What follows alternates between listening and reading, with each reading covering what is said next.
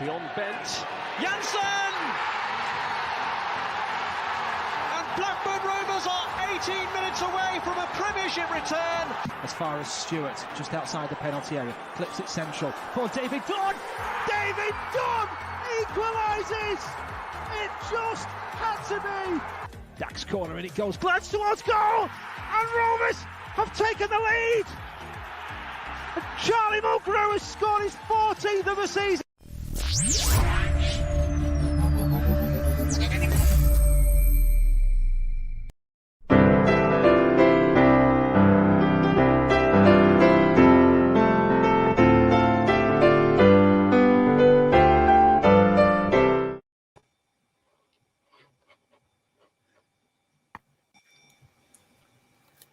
Good afternoon, Rovers fans, and welcome to On the Other Side, live with me, Ryan Hildred from Rovers Chat. More importantly, live with Andy SYMCOX from the Red All Over podcast, but we'll come on to that in a moment.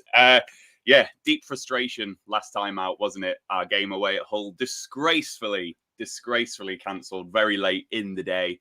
Let's hope the players can use that frustration and that anger that we all felt in that next game as we welcome Barnsley to Ewood Park. And giving us the lowdown on the Tykes, it's the returning legend. It's Andy SYMCOX from the Red All Over podcast. How are you doing, Andy? You had a nice Christmas. It's been hectic. It's been hectic. I've had grandkids and children alike all over the flipping place. Only a couple more days left, though. A couple more days and it gets back to a normal life. So nice graphics, by the way, at the start. Fancy. All Silent Dan's work. You got to shut to the other one, didn't you? You got to shut to the other one. Yeah, he's gone. Joe's gone. So I tell you, Silent Dan's coming good. He's coming good. I always knew he would. Coming good. You don't want to know the time he sent me those graphics this morning. He sent me a message saying all the graphics are in there. And I was like, wow, you were up late. He's a trooper, is old Silent Dan. He's the business. He's the absolute... Although Showbiz Dan is what we call him now after his little montage or his little appearance on the Ben Brereton video. Yeah. Oh, yeah. Yeah. Oh, he's a class act, wherever you want. Maybe we'll just call him Dan. He's class. What can you say? Class. We were hoping that you were going to, well, I don't know about we. I were hoping that you were going to play on Boxing Day so that you might just be a little bit tired for tomorrow. But, it was shameful. I don't know the full ins and outs other than what I've read and what yourselves have written on Rovers Chat. But a couple hours before kickoff. What do they do? Test the players a couple hours before kickoff just for it. I've never seen that. I've never heard anything so ridiculous in all my life. Yeah, the whole thing stinks, but we'll focus on the football that will be played, which is on Wednesday. Tomorrow as Barnsley come to Ewood Park. And Rovers fans watching, if you're not subscribed to the YouTube channel, please hit that subscribe button. Please turn on all notifications using that bell icon and give this video a big like. Andy's on it, so you got to give this one a like, haven't you? Super Chat's available as it always is. And a big thank you to Blue Rose Capital and 6yardsout.com for their very kind sponsorship. And then the final thing to say, there is still 2 days or 3 days, isn't it, for you to donate to our charity fundraiser for the Sporting Memories Foundation.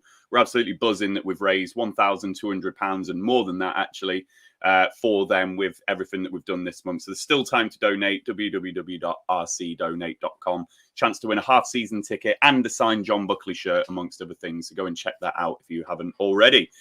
So, Andy, let's make a start on the preview then. Sorry, this might get a bit depressive for you at the start, but, it was a brilliant season last season, wasn't it? And not the best season so far this, just 2 wins all season.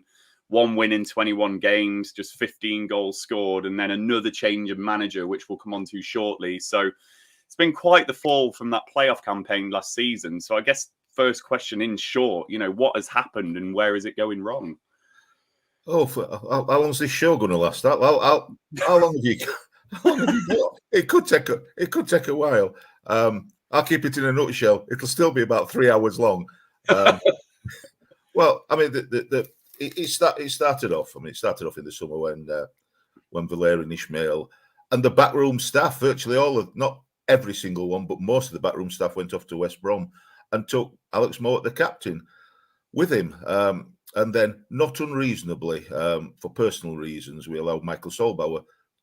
Michael Solbauer went back to his home country, which is, and his family, which is a reasonable thing for us to do. everybody knew in the summer we needed to replace like for like. We needed experience. We needed experience at the back. We needed experience in midfield. And we needed a striker that would replace Daryl DK because he'd made the difference. And we didn't. We didn't. We went with youth, and we've got some decent players, but leadership on the pitch is not where it should be, both at the back in midfield and up front. The manager that we had, or the head coach, Marcus Schopp, I can't think of many other words to describe him other than clueless. He had no idea. I mean, I know we're all good managers when we sat on our sofa, or in my case, sat at the back of the East Stand. We can all do things better than anybody else, can't we, when we sat watching? It's a bit more difficult when you're actually it. But, the stuff that came out, reports that came out, that he didn't do much in terms of coaching in the final third. If that's the case, it showed, because we look absolutely toothless up front. It took a long time for him to leave. Probably too late. He went at the second international break. Should have gone in the first one. Absolutely shouldn't have lasted that long, but should have gone then. It's left very little time for Poya Ashbagi, who's come in, to change much around. He came into a match 2 days later, then a match 2 days later, then they had a week with them. It's made us a bit stronger at the back. But the problem is that, and most Barnsley fans, I think, will agree, that in defence, we can't decide if we want to play a back four or a back three or a back five. There are certainly gaps as wide as the Mersey Tunnel down the channels by our centre-backs, between the centre-backs and the full-backs or wing-backs. And we have seen so many goals that we've conceded where a ball's been played down that channel and then pulled back for somebody to score from inside our box unmarked. It becomes tedious. It happens that often. Midfield, we haven't got enough in midfield. We haven't got enough players in midfield. They're constantly getting overrun. When we play the opposition that we play, when we get the ball, they're at us. Like we used to be last season. They're at us, marking up, tackling straight away. We're running from one player to the other because we're outnumbered in midfield. We haven't got that leader that we had in Mowat or anybody that can replace him properly. Not bad players in there, but they're not leaders. They're not strong enough. They're not tackling well enough, or they haven't been so far this season. But they're running from player to player. There's just one too few of them. And up front, we're looking toothless. Poor Corley Woodrow's currently injured and may well be on his way if rumours that he's going to West Brom are anything to go by. He's been left out to dry. He's not a target man. He should play with a big centre forward. As it is, we've done what we did last year. We've been playing with three up front and they're miles apart. One on one wing, one on the other wing, Corley in the middle, and they're miles apart from each other. So a lot of people, well, me anyway, I don't know about a lot of people, certainly me, think that we should have an extra player in midfield and play two up front that are closer together, because whenever it's played up front, they're nowhere near each other, absolutely nowhere near each other. So, we'll see about that. We signed some, what we thought were decent players in the summer, Josh Benson from Burnley, but he's not got the physical strength and know-how. He's a young lad, he's going to learn. In midfield, we've signed Aaron Iseka up front, who has got the makings of a good player, but we'll see how that goes. We've signed Obi Olari up front, who's he's a big lad, big target man, who's played something like 22 minutes all season. So he was going to be the new Daryl DK, we thought, but he's not been on the pitch. So it's looking weak up front, weak at the back, and weak in midfield. It's just all gone silly. Goodness knows why we changed our system. We're playing we're playing a side that can press, but we're not pressing. A formation, if you like, that can press like we did last season, but there's no pressing going on at all. So it's pretty weak all over the field, and it's showing. We're conceding goals, but we're not scoring goals. I think we've scored 15 in 23 league matches. I think. Yeah, 15. Our top scorer is Corley, and he's got penalties in that. Has scored 4 goals. It's really poor. The return of goals is really poor. So I wouldn't be losing any sleep tonight if I were any Blackburn fan. And you've mentioned a couple of things there, you know, tactics and coaching, whether Shot did it or not. And I do think last season you won a lot of fans with how you played. It was a really unique style that Ishmael had, you know, those wing backs really affecting the game, the front three that just worked its socks off before some of them were all subbed off at the same time. And then that team that was just really in the mold of Ishmael. So it's just obviously not working, is it? You know, is there any semblance of a game plan from Barnsley this season? Is there anything you can hang your hat on? Well, there wasn't until Poya came in. I mean, there's no doubt to my mind anyway that the players wanted to play for Big Val. They wanted to play for him, which is why they got stuck in and they closed down quickly and all that, and was up for it. And he wouldn't let them do anything else, you know, because what it was like from the touchline. But this season, I think they've been left to their own devices. A few players have sort of hinted over various interviews that they were more or less left to their own devices to make it up as they went along. So, and you know, if you've got a team of experienced players, and you know, age isn't always that means experience, but if you've got experienced players that know what to do, then that's a bit more understandable. Let them, you know, into some respects, let them get on with it. But if you've got young players who need guidance, need to work as a unit and need guidance, then you can't just let them get on with it and please themselves. So we went from having a very clear identity. Weren't everybody's cup of tea, including mine. I think we lugged it up a bit too much. We could play better football than we played last season. We tend to do a bit too much lugging, but it was effective. This season, we've done neither. We can't pass us. We haven't been able to string a pass together, and we haven't lugged it upfield either. So it's been the identity went onto Marcus Shop. Poya has come in and he's trying to make it harder for us to be beaten. But you know, so get ready for 1-0s or 0-0s.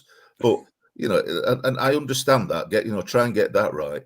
But we are now in a position where I think it's 8 points clear, but we got a dreadful goal difference, so it's effectively 9 points in the mire, and we can't afford to be drawing matches. You know, and we're playing against you tomorrow, who've not conceded in 5 matches. You know, so it's it's not going to be easy for us. It might be easy for you, but it's not going to be easy for us. But you never know. It's 11 against 11 football. It's the hope that kills you, Ryan. And well, it is. It's the hope that it absolutely this is the one. But no, it won't be. It won't. Well, we'll come on to Poya Ashbagi in a minute. We'll just show Dan's graphics off, though. Oh, you know, for Rovers fans that just didn't know, Barnsley's form this season. It's just the 2 league wins all season. You can see that in the top left of the graph up there, and obviously Rovers flying a bit higher with 12 league wins and no away wins for Barnsley all season. And then the goal scored just the 15, as Andy mentioned there, for Barnsley compared to Rovers. We've got the 41. So it's a tough season for Barnsley. And obviously this is what they've done in the last 3 seasons as well. Survived on the final day, didn't you, Andy, in that pandemic season, up to 5th and back down to 23rd again. So it's really erratic form. And then just this over the last, this is the form since the 17th of August. Let's just remove that banner.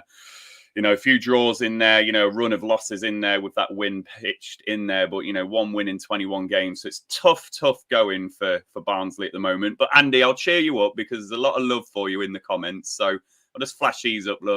Looking forward to the legend that's Andy SYMCOX. Dizzy Thumbs has stayed up for this one.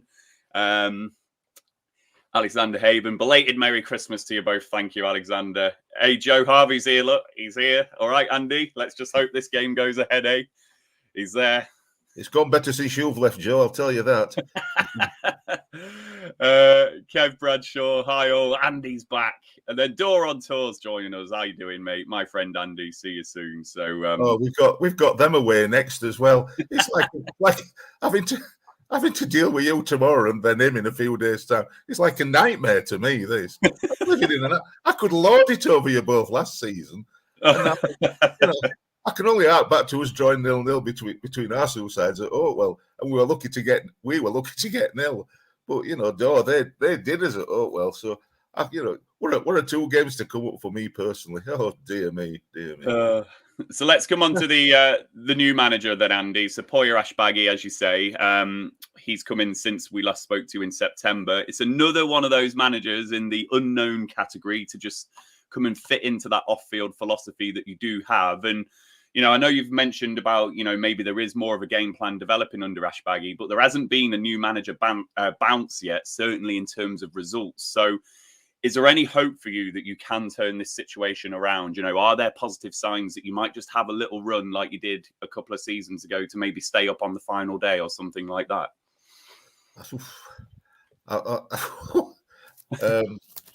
Short answer, no. No.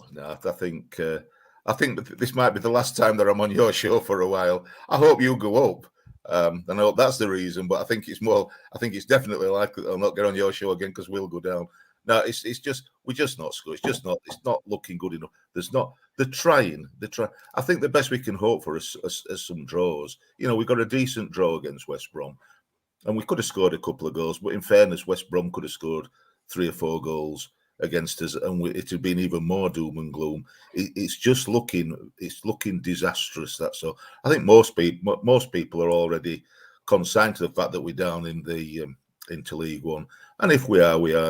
I don't think it's anything to do with Poya. I think he's been put in a very difficult position. We had to stop shipping goals as easily as we did, and obviously I hope we do tomorrow. But I'm not holding my breath because we still see the same sorts of chances being made, where ball down the side, sit down to the left wing or the right wing, and it gets pulled back to somebody just about 14 yards out, utterly unmarked. And as the scorer, everybody's looking at each other, and there's enough players there, but I don't know if they're ball watching. I don't know what they're doing.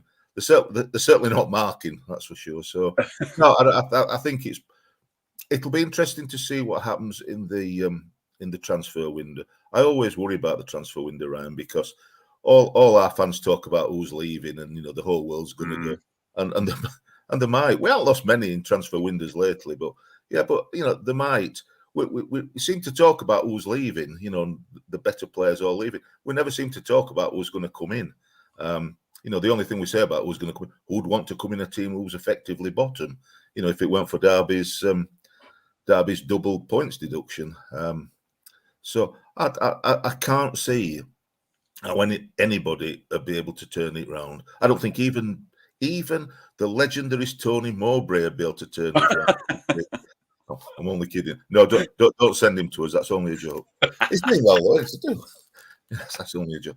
I mean, look how many goals you've got. You've had 5 games on the trot. You've not conceded a goal. You've conceded 1 at home. Since I hate to mention it because I've got to.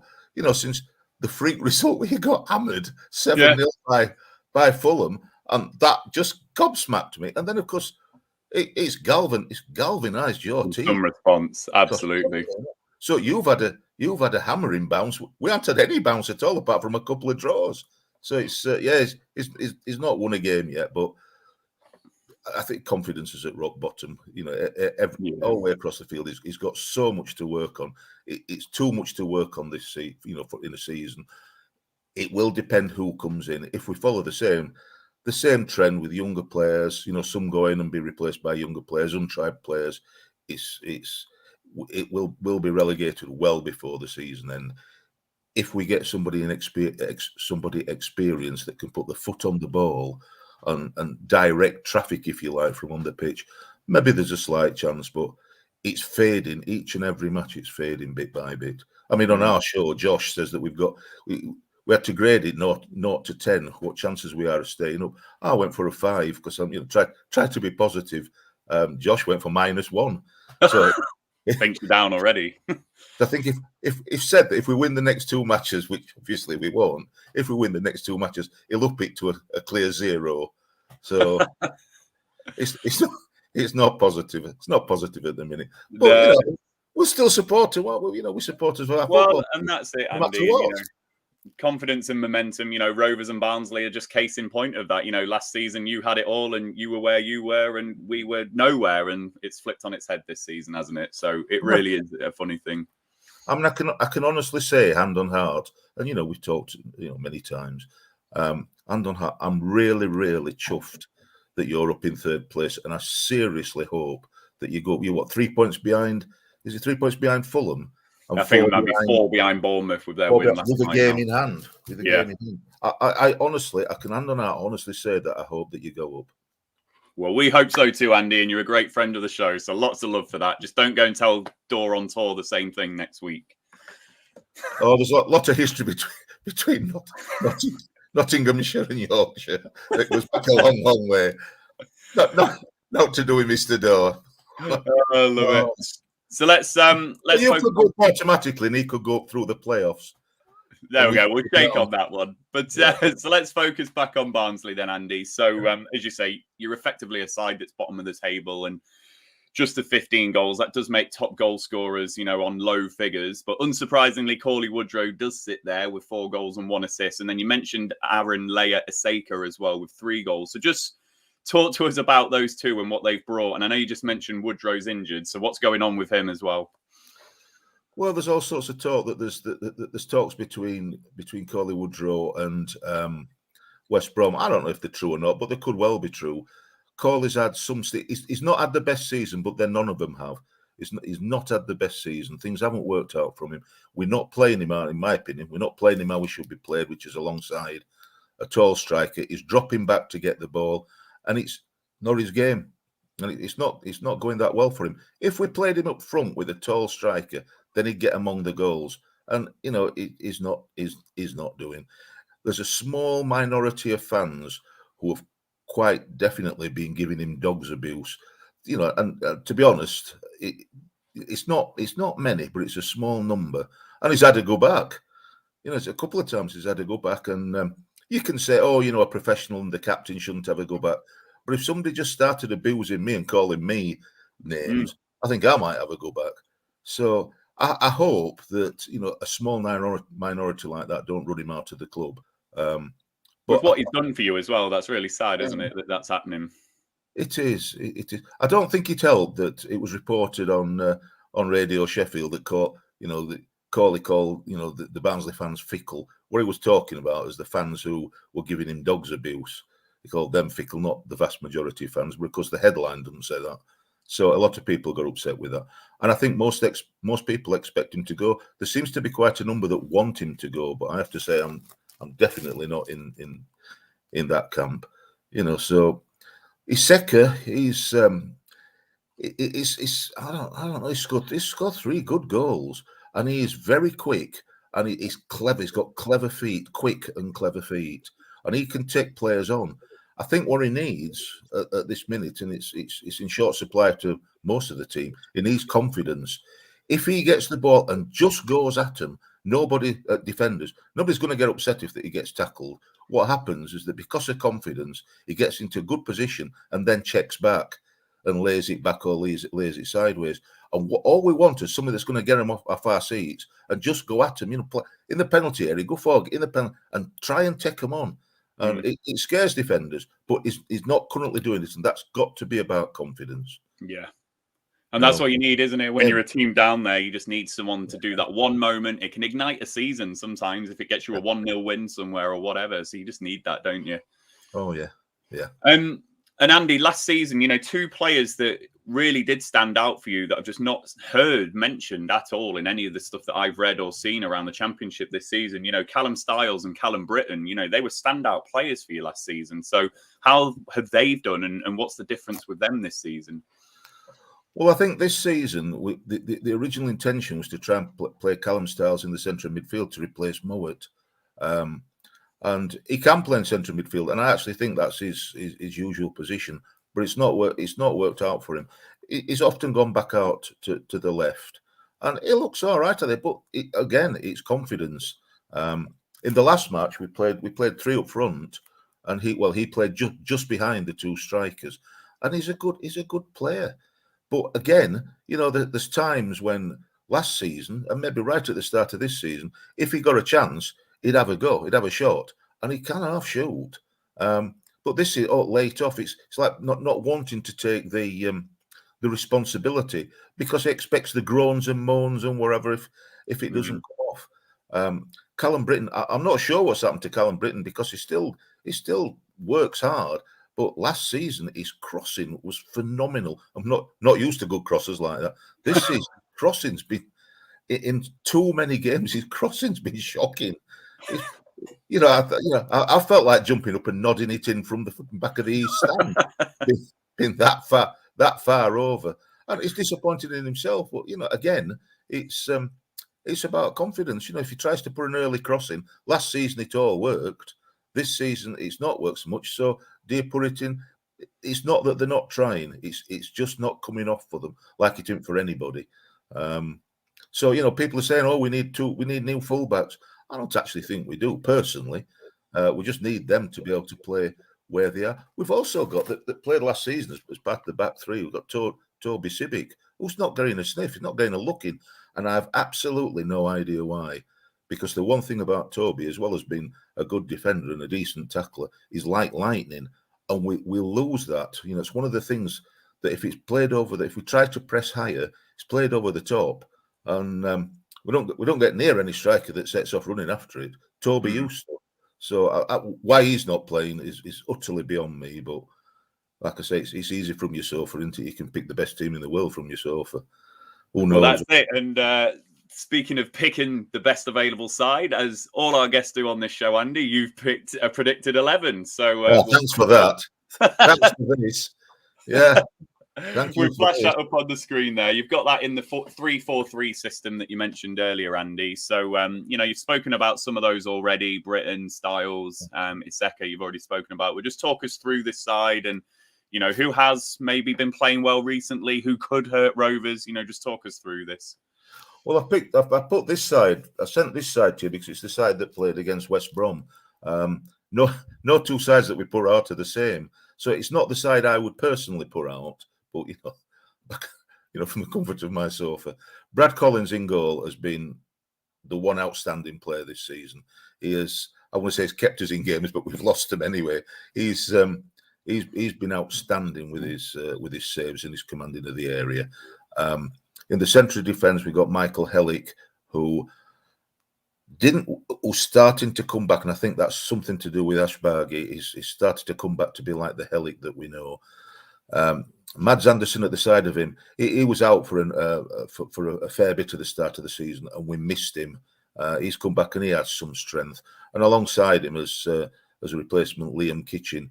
Now, Liam's not the quickest, but he gives 100% and he tries hard. He can play left back, or he can play left hand side of a back three, and he can come forward with the ball. I've got a lot of time for him, but he's a young lad that's got a long way to learn. And I think he knows that. At fullback, we've had this last match, we had Jordan Williams on the right, and he's often played on the left, but Jordan Williams on the right. And he's getting better. He had some poor matches at the start of the season when he was playing. And at the left side, Callum Britton, who I think is better on the right, but Callum Britton played on the left against West Brom. In the centre midfield, Gomez, who we've got on loan, is a young lad who we got on loan from Manchester City. He's quick and he gets stuck in, but he spends a lot of time running from player to player. But he's a decent player. Josh Benson, as I've said, that we got from near you, from Burnley, is clearly a quality player, but he's not getting on the ball enough, and he's in and out of the side. He keeps swapping with Ramal Palmer, and they're very similar players. So I don't know. Styles will get better. He's a good player if he stays. And there's talk about him going to Celtic or Celtic looking at him. Who knows? This is why I hate the January window, because everybody's leaving, and I don't know. Carlton Morris spent a lot of the start of the season injured. He got injured very early on in the season, if I remember rightly. And I don't want to get it wrong. I think it might have been against Coventry in a bit of a freak accident. And he's only just on the way back. He's been, come back for a few matches, but he's getting back up to match strength. And he's a player and a half. He could make the difference. If I were your defence, he'd be the one that I'd be watching for, because he is a player that will put himself about and not stop, and will take players on. He will have a go at it, even if he loses it, he'll go for it, and he can finish. So I'd definitely watch for him. And I've said about Iseka, he could be like Morris. He could do the same. The one player that's not in, which amazes, we all have different views about who should play and shouldn't play, which is what makes football such a rich tapestry of life. We've got Devante Cole, son of Andy Cole, who we got. Oh yeah, you do, don't you? Yeah. I can't believe he's not playing, because when he's got the ball, he drives forward and he frightens people. And I disagree with some Barnsley fans. Think he's got the heart of a pea. I've heard. Well, I haven't seen that. I haven't seen that at all. I've seen a player who deserves his place and should be playing. My hope that presumably that Corley Woodrow's still injured, which I think is likely, it'd be him that'd be playing for me. Without any shadow of a doubt, he would be playing. Because he's the sort of player that's got the... He's strong, but he's got the speed. He's got such speed that, anybody that's not... Any defender that's not sort of quick themselves need to be worried about players like him, that can knock the ball past them and still beat him in a flat race. So if I were you, I'll be hoping that Devante's not playing. But he probably won't be, because for whatever reason, he's not getting picked. I don't know. Seems a bit odd to me. And just before we do our prediction, Andy, everything about this game does point to a Rovers win, doesn't it? Our form and everything we've just spoken about, the lack of confidence that you've got, all those stats that we've shown about Barnsley. But do you think that in a weird way could help you out? If the pressure is completely off you and all the expectation is on Rovers to win this game, is it a chance for you to just go out and enjoy it? And that stuff that you've just been talking about, Izeka running at us, Devante Cole running at us, is it a chance for Ash Baggy to just say, do you know what, go for it, lads? Or do you think because of the need for you to get points, is it going to be more of that sitting back and just trying to contain Rovers a little bit? What's your thoughts on the game? I think it'll be the second. I think we see if we can get a point after it. I think that's when, and that's disastrous. But I think that's what we will do. He said that he's going to try and sort it out from the back and then gradually move forward. I personally would think go for it, because 1 point tomorrow, 1 point against Forest, 1 point don't mean anything. It just puts us down. So I think it's either go for it, go for broke, because there's no point to the. I don't think it's kind of to try and set the pressure off us. But don't get too carried away that you think you're going to beat us, though. Just because it might point that way. Football has got a funny thing of biting somebody on the bum. So don't be too. We'll see. We'll see. Well, don't carried away. Autumn Penkridge here, he's absolutely like me. It is a banana skin game. I'm an older Rovers fan than some of them, and I still have this kind of, ooh. Until we're in the Prem, if it ever happens, I'm always going to have that little air of anxiety. But, let's be real. It is a game that Rovers should be winning, and it is a game that Rovers will be expected to win. But you're absolutely right, Andy. Football does some funny things. Football does funny things to my wording. So predictions-wise then, Rovers fans, get all of yours into that comments box. Let's see if you are as confident as, let's bring up Joe Harvey's prediction and see what you think here, Andy. I actually thought Barnsley played well again. Yeah, they did, Joe. On balance, the draw was a fair result, but think this will go the way of the Birmingham and Peterborough games that we had, Andy. We scored 4 home goals in both of those. So get lost, Joe. Get lost. Concentrate on your new job. You've left it behind. Move on, Joe. Move on. So get your predictions in, Rovers fans. Andy, I'm going to come to you. What is your prediction for the game? How are you thinking it's going to go? Well, I don't think you need to worry about banana skins at all. You can leave a few knocking about and it won't matter. I think, you've not conceded a goal, let alone a point. You've not conceded a goal in 5 matches, and we can't buy a win. Two wins all season, and in fairness, one was at home to Coventry, and we shouldn't have won it. We were lucky, as I said earlier about Brad Collins. So everything points to you winning and winning easily. So, but football's a funny old game, isn't it? And so, it could well be that we do that we turn things on its head and we beat you 7-0. Who knows? It's happened before. Oh no, we'll not beat you 7-0. That's already happened this season to you. But no, it'll not be 7-0. No, it'll 0-0. No, it'll be 3-0 to you. That's the real one. Be 3-0 to you, not 7-0 to us or 3-0 to you. I also think 3-0 as well, Andy. I think everything does point to a Rovers win, and this side just does feel a little bit different this season. And Dan and I have done a match preview for this game. We've just got different ways that we can win a game. If this game is 0-0 at 70 minutes, for example. We've got options off the bench. We've got the likes of Joe Rothwell that can just create something out of nothing.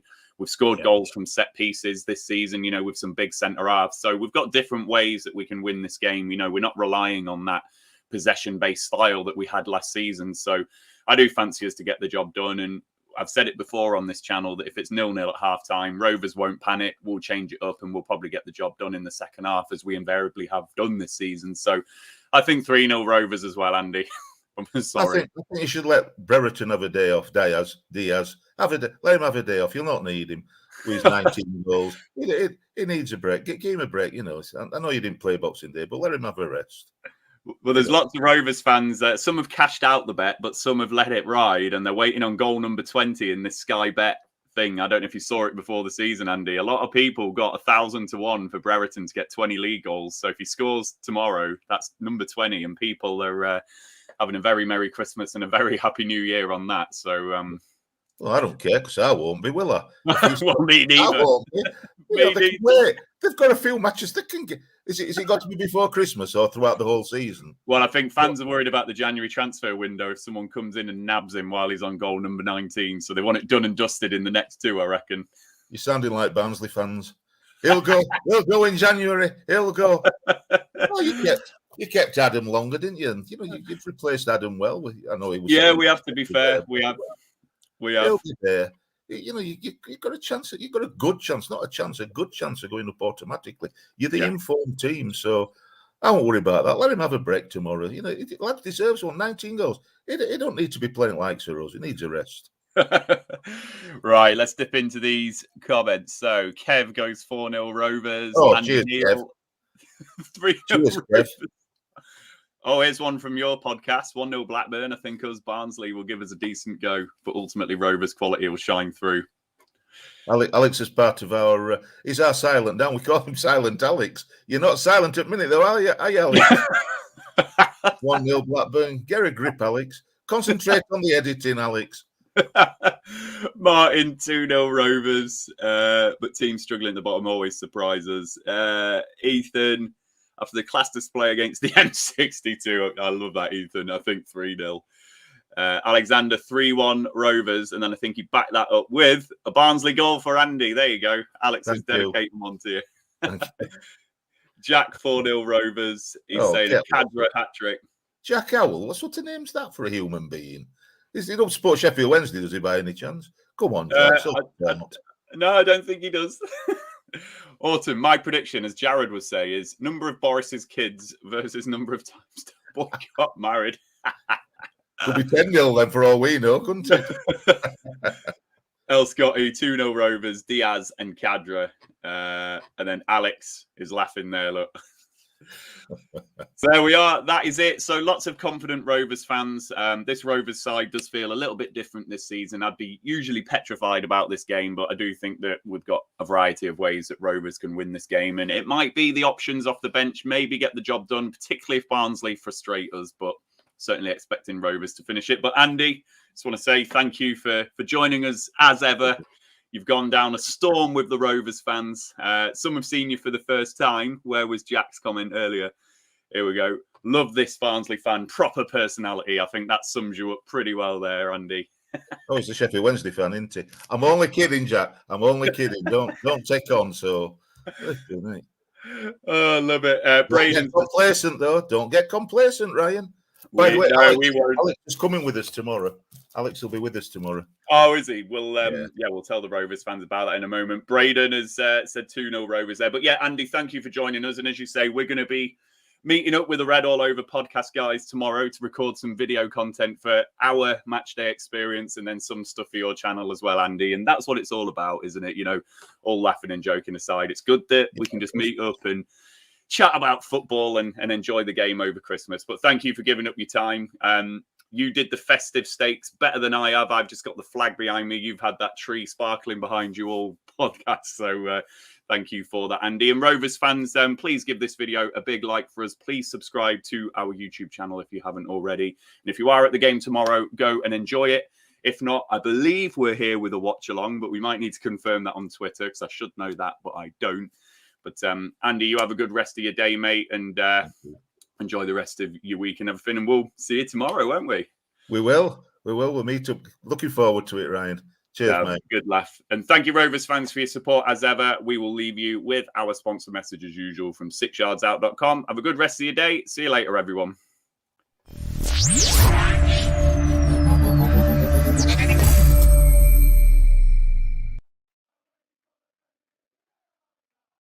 The Rovers Chat YouTube channel is proudly sponsored by 6yardsout.com. They've got retro football from every era with mugs, phone cases and much more.